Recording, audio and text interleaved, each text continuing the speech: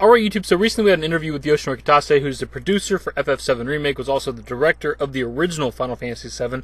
It's an interview that completely went under my radar, didn't even know about it, it was like 5 days ago. It's a somewhat lengthy read, not everything in it is worth discussing, so we're just going to kind of read over the paragraphs that I feel like discussing.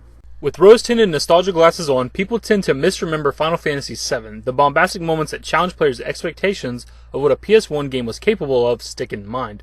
But for many, despite only being the opening of the story, the Midgard section felt like the core of the iconic RPG. That's something that Square Enix is leaning into with Final Fantasy VII Remake.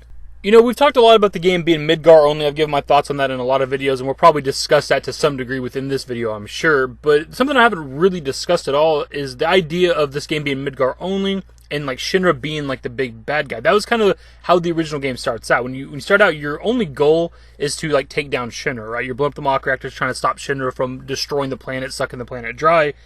I really like the idea of this. Like, not only do I like the game being Midgard only just to have a fully explorable Midgard, but I like the idea of the story. Like, we're trying to take down this company that's destroying the planet, but we know that as the games progress, it's going to open up to a wider narrative that's way more important of a task with Sephiroth and Jenova and Meteor and trying to destroy the planet. This reimagining is the first installment in a wider project to remake the entirety of Final Fantasy VII, covering just the Midgard portion of the game, but the developer isn't merely remaking a small slice of it, instead is looking to focus in on the elements that made the game so beloved to begin with. We're trying to delve that much deeper into this iconic classic, go deeper into the world and the characters, explains producer Yoshinori Kitase. We're not just trying to make a one-for-one copy or remaster the original game, he says. We wanted to go beyond the original and tell the story in a much deeper way, write a much more modern and fresh game experience. And something else I like about the game being Midgard only that they're kind of alluding to here is being able to delve into the characters and the story of the Midgard segment a lot more, being that the whole game takes place during that. In the original game, if you know what you're doing, you can beat the beginning portions of the Midgard segment of the game fairly quickly in just a handful of hours, but it's a really important part of the story. You get to meet more than half of your cast of characters. You get, Cloud, Tifa, Barret, Aerith, and Red 13 all inside of Midgard. You get to meet Shinra, all the important Shinra members like the Turks and stuff like that, Rufus, Shinra, Hojo. You get to see Jenova and you get a little hint of Sephiroth because Sephiroth kills President Shinra. I think there's easily enough content during the Midgard segment to make an entire game out of. I know people have their opinions on that. Some people don't like the idea of the game being Midgard only, and they're latched on to the fact that the original game, you could beat it in just a handful of hours, or at least the Midgard segment in a handful of hours. But now, with everything being fully realized, locations being a lot bigger, I mean, something like the bombing mission at the very beginning of the game, you could beat that in just a handful of minutes in the original game, but now it seems to take 30 to 45 minutes to complete now. So you take that kind of math and add it on to every single aspect of the Midgard segment of the game, but also add in new story points, new plot points, exploration, and I think you easily have enough content for a full game. In the remake, there really is this greater emphasis on the characters, their expressions, and the storytelling as well. Using this new technology and many of the things we didn't have when we made the first game, it really does allow us to make the characters more expressive and really ramp up that immersiveness that you get in the game and the story, says Kitase.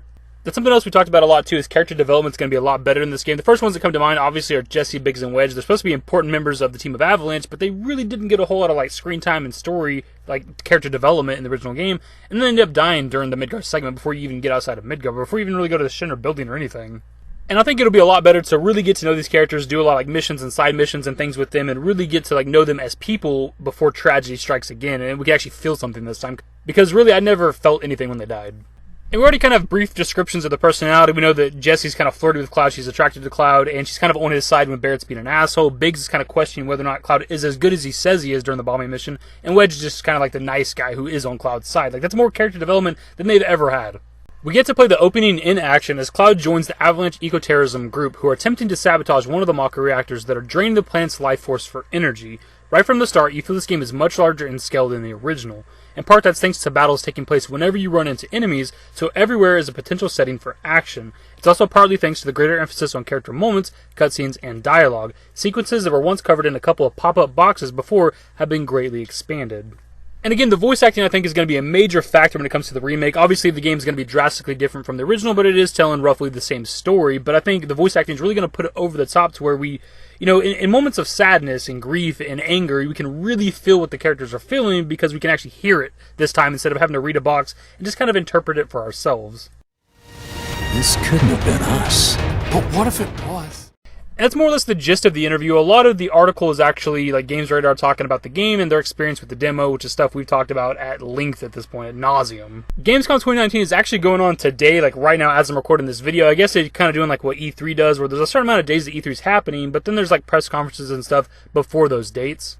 It's supposed to be the 20th to the 24th, but obviously today is the 19th. We don't know anything about whether or not Square Enix is going to have a press conference or anything there. We know that the game, FF7 Remake, is going to be playable there, I guess maybe for the entire event. I don't know. They didn't even say what days it was going to be available. But if there is anything at all revealed or talked about or shown, we will break it down on a video.